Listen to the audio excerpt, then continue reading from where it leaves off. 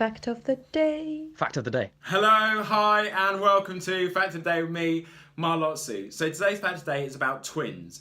And I'm just going to give you a quick background into different types of twins. So you have identical twins, which are known as monozygotic twins. And monozygotic twins is where you have one sperm, one egg, they fuse together, then that cell splits into two, and then each of those becomes its own individual embryo. So they are both 100% genetically identical. Then you have dizygotic twins or fraternal twins. So that's where you have a sperm and an egg here, sperm and an egg here. They both fuse at the same time and make their own individual embryos. So in dizygotic twins, it's basically the same as siblings. So brothers and sisters. So 50% of the genes are shared between them, but obviously they both come out at the same time as they're twins. And a lot of studies look at the fact of nature versus nurture. Nature is your genome, the genetics you have, what you inherit from your parents, and nurture is the environment you're brought up in. And they've looked at a number of studies.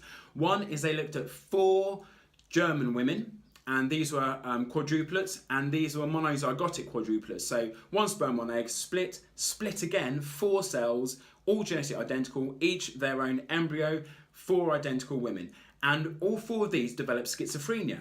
And so therefore it was assumed with a high probability that schizophrenia is genetically inherited, as in they got it from their mother and from their father.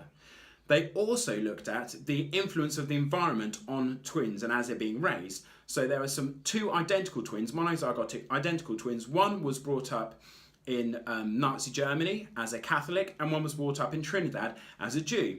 They both went to Minnesota for a study. This is based on some information from a guy called Steven Pinker. They both went to Minnesota for a study, and they found that both of the twins would dip buttered toast into coffee. Both of the twins wore a rubber band around their wrist.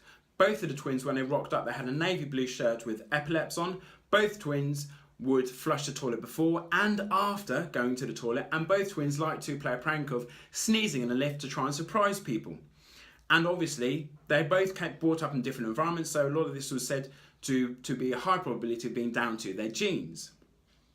They also looked at adopted siblings, so they're not genetically related at all, but they were raised in the same household and the same environment, so same parents. So you're looking at the impact of nurture on raising these siblings, and they found that there was very little impact in terms of their behaviour, in terms of their intellect, of being raised by the same parents in the same house. In fact, they were quite dissimilar.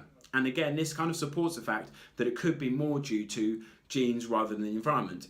Lots of studies still going on. We're still working out the human genome. We're still trying to find out exactly what everything does.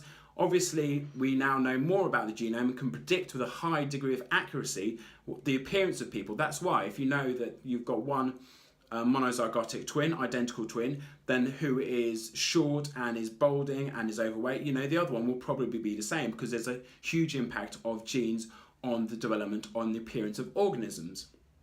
Okay. That's Fact of the Day from me. That's it. See you later. Love you, bye. Love you, bye. Love you, bye.